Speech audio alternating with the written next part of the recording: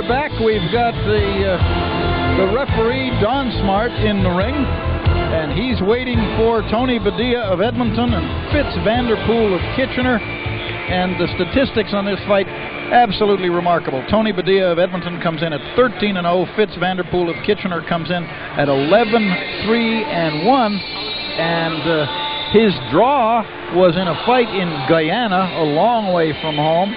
One of his losses was to an outstanding American welterweight in the hometown of the opponent, Fitz the Whip Vanderpool. Taller than Badilla. I understand not a great puncher, but clearly a good enough puncher. The question will be, does Badilla stay close? Does Badilla back away? What choices are made?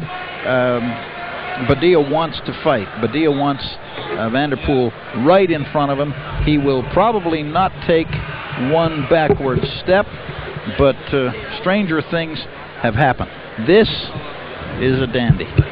This is why we're here. A good crowd. We haven't had an official crowd figure, but you have to believe that Ken Lacusta and his partners in KO Boxing, I'm sorry, I did it wrong again, Big Bang Boxing, I repeat, Big Bang Boxing, have done enough to make themselves very proud. We notice at Press Row, Robert Kwiatkowski of The Sun and Robin Brownlee of the Edmonton Journal haven't taken their eyes off the ring, and sometimes they don't even take their eyes off the ring between rounds. That would be John. I'm John Short with Darrell Duke. We've been here through 5 bouts up to now. A quick rehash before the introductions were made. Vince Shriver of Edmonton won a 4-round super middleweight bout over Mark Gerace of Edmonton. Darren Kenny and Chris Shepard, pair of middleweights, went to a very entertaining 4-round draw. John Martinez won a split decision, or a majority decision, in a 6-rounder against Stuart McGrandle. Del Ritchie of Edmonton turned in the only knockout of the fight so far, the card so far, 2:14 of the 4th round. He stopped Peter Sellis of Edmonton, who was stepping up in class, and Ritchie landed a perfect right hand right on the chin. We've just completed an interesting 8-round semifinal between Bryant Mackey of Brampton, Ontario, near Toronto, and Stan Cunningham of Edmonton. A very narrow split decision went to the visitor, Brian Mackey. We go up to the announcer in the middle of the ring. Ladies and gentlemen, welcome to the main event.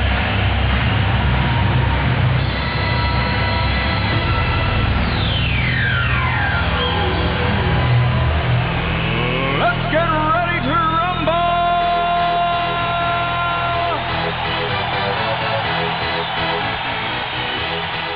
Ladies and gentlemen, the main event of the next match, 12 rounds of boxing for the Canadian welterweight title.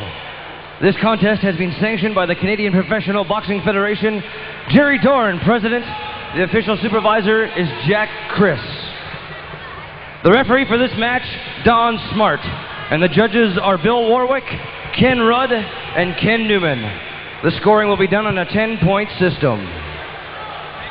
Ladies and gentlemen, in the red corner, weighing in at 46.5 pounds, with a record of 11 victories, 3 defeats, and 1 draw.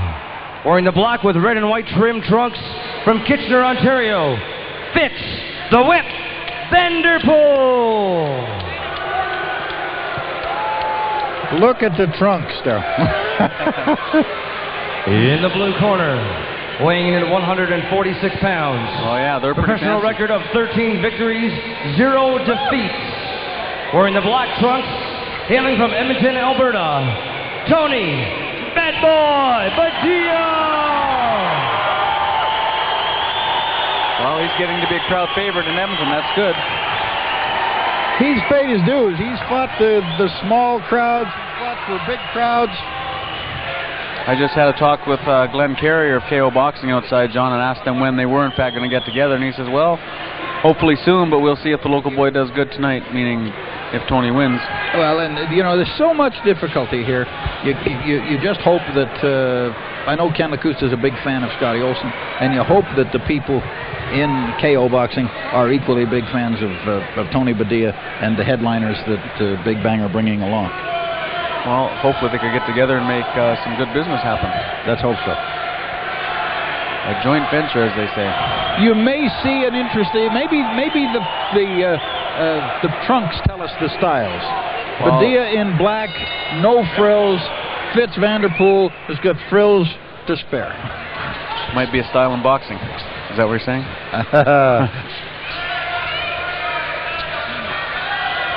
A little bit fancy boxing and Badilla down to basics. Yeah, it's exactly what I think is going to happen. Badilla defends himself very well. He's good with his hands, but he's not flashy. He's just a hard-working guy. He's an Edmonton sports guy. He's right there ready to fight.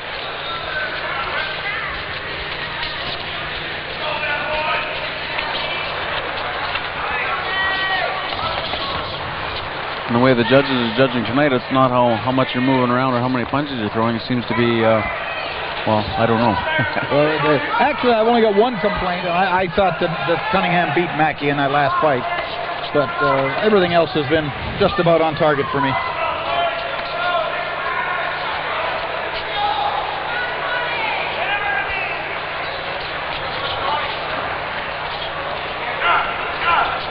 Now, you talk about respect, which is written on the seat of the pants of Del Ritchie. Both fighters showing lots of respect. No punches really landing. They're both very evasive. You call it a feeling out process, and that's exactly what they're doing.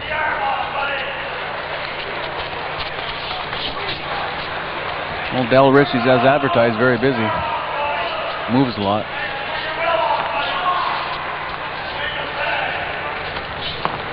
Fitz Vanderpool pants call for respect.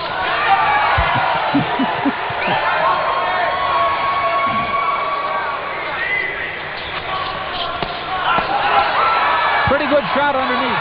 Oh, I know what those ones feel like. Those are solid. There you go. Left hook.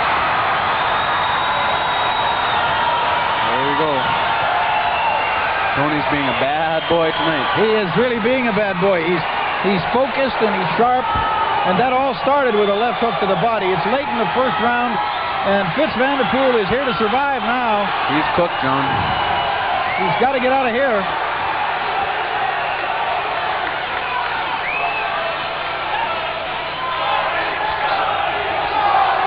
I thought he would be holding.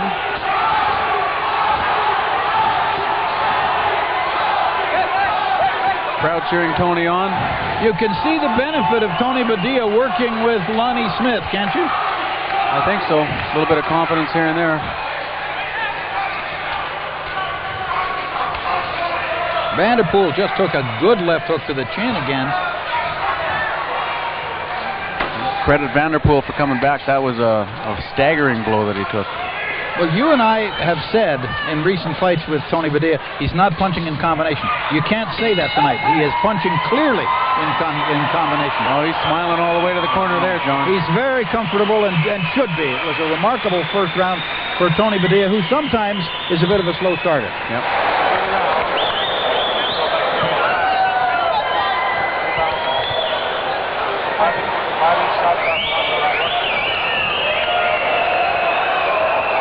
Lubovac calling for shots to the body. Well, I know Milan, he'll be very patient. He won't want Tony to go after this guy. He'll just want him to pick him apart slowly. We'll get a look at the knockdown. We're going to see if we get a right hand here.